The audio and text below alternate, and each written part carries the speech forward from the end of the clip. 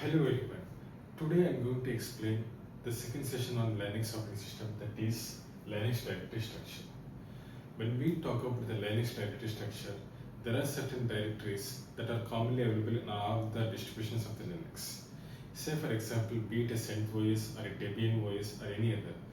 On all these distributions of the Linux, there are certain common directories, and we are going to discuss those directories in this session. Coming to this list of the directories, first we will go through this /bin directory and again come to /etc and later on this /home directory, and we'll be also going through this /opt/temp /user and /var. Apart from these 7 directories, there were certain important directories that are available in Linux, and we'll be discussing about that also. Coming to this first directory in Linux operating system, that is /bin. If we talk about the /bin, say for example, we have command called ls, cat or grep. So these were the basic commands in the Linux. If I wanted to use these commands, there should be some executable present in this /bin, or there should be some binary present in this /bin directory. Unless this executable or a binary is present, these commands won't work in this Linux operating system. Now coming to this second directory, that is /etc. In short, this etc directory is usually present for storing the configuration related information. The information can be either like a network related information, or a password related information, or a password expiry related information, or it can be a publicly available user information as well. Now coming to this /home directory. In Windows, if we observe, there's a drives are there, like for example C drive, D drive, and say for example there is one user, say for example like A is a user, okay, he had logged into this Windows operating system. So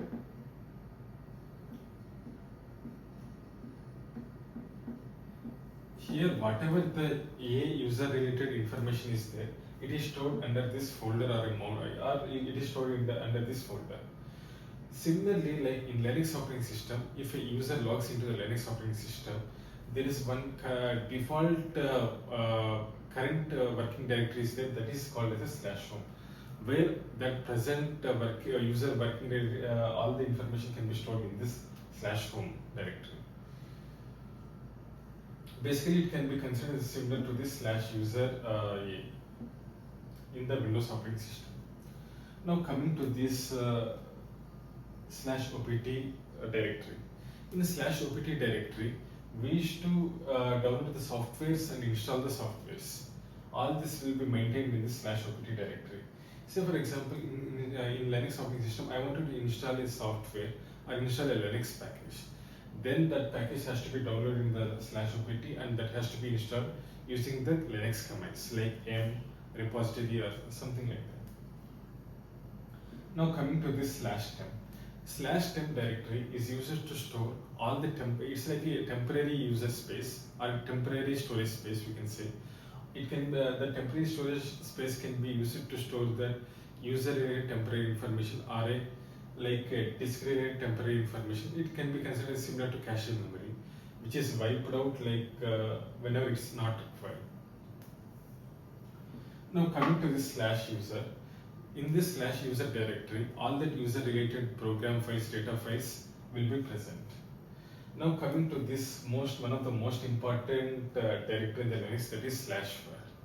/var is a directory that is mostly used for this log management. Say for example, a user had logged into the Linux system at some point of time, and later on he had logged off and shut down that Linux particular system. Okay. Now all these logs, when the user had shut down and when the user had started that Linux operating system, will be maintained in this /var.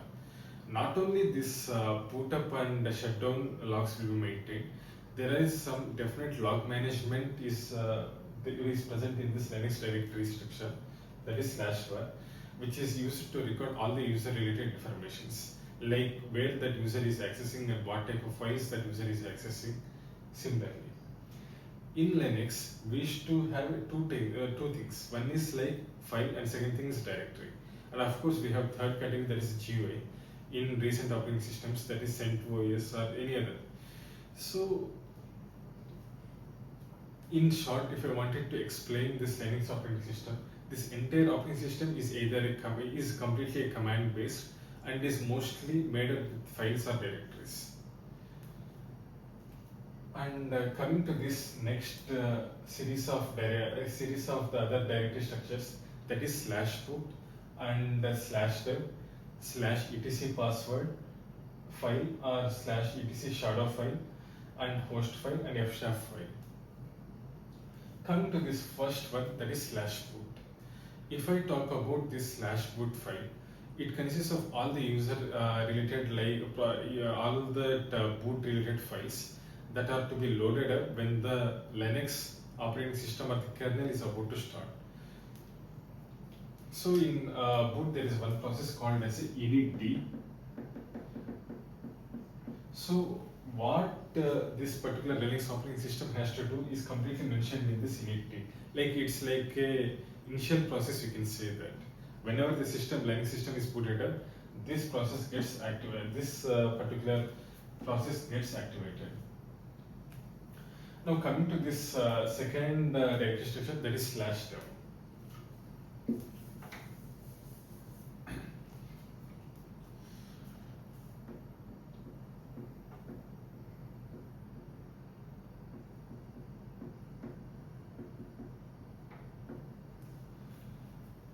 In Linux, we have two types of file system, that is internal file system and external file system. In our operating system, Linux operating system, whatever the file systems are available, that has to be mounted up and mounted up. In /dev directory, it lists out all the directory or the file systems that are available in this particular /dev directory. Like how we used to have C drive or D drive in the Windows. So here also like SDA1, SDA2 will be present. Now, if I attach a third external device, be it a hard disk or pen drive, to this particular Linux operating system, then this /dev will recognize and it will categorize as /SDA3. So it will keep on incrementing one by one /SDA1, 2, 3, like how we keep on adding the devices. And once we remove that, that device will be no longer available in that particular /dev directory. Now coming to this most important topic, that is password file and shadow file. This password file and shadow file, both files are used to store that password related information of the user. In traditional Linux systems, like you can consider as older Linux systems, there is one file called as a password file, which is used to maintain all the list of the users and their passwords and when the password expires, all that related information. The problem with this password file is like it is not encrypted. That means it is vulnerable and it can say this Linux systems lack security, we can say.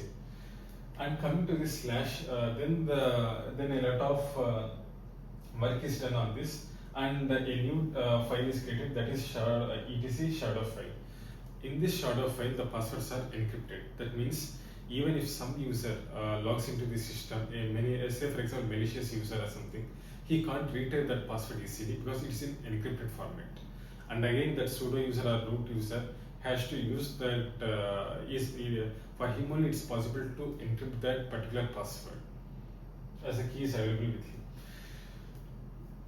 So if I mainly talk about the differences between the etc or the etc password or the shadow file, the key difference is like encryption, which is present in this shadow file and which is not present in this password file. The reason why this shadow file came to is that this password file lacks of some security features. Like easily it can be this Linux system user password related information can be easily retrieved. Not only this password, even this shadow file consists of password expiry and all those things. Now coming to this next directory, that is /etc host file.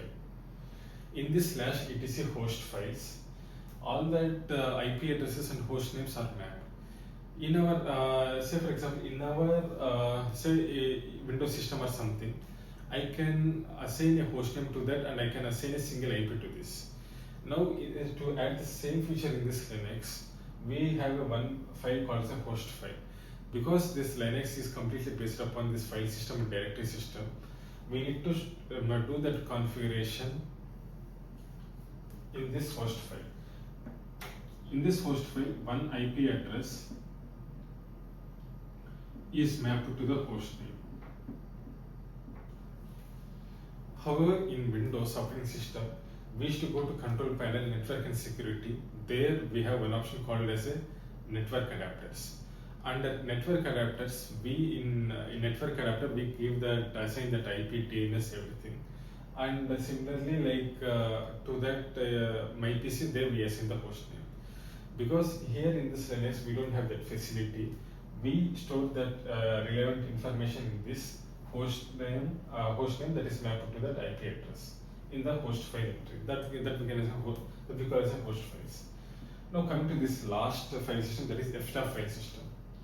This fstab file system mostly consists of that mounting and unmounting related data. If I wanted to make a file system to be useful for the user, then that file system should be mounted. If the file system is not mounted, that user cannot use that, simply he can't use that file system. And whatever that file systems are there, first we have to mount, use the command called mount, and mount that particular file system, and later on, like we can perform the activities on that particular file system. And not only in this etc file, etc directory, it consists of that password or shadow related information. Even it consists of host related information, mounting and unmounting related information, and Chrome tab tree also.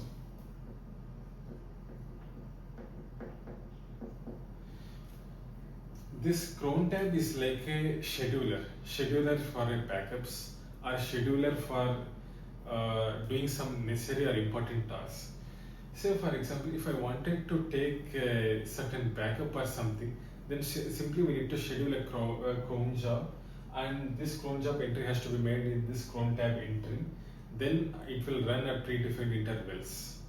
So this particular information is also stored in this etc category, etc cron tab category. And this is all about this Linux directory structure and the file system. Thank you.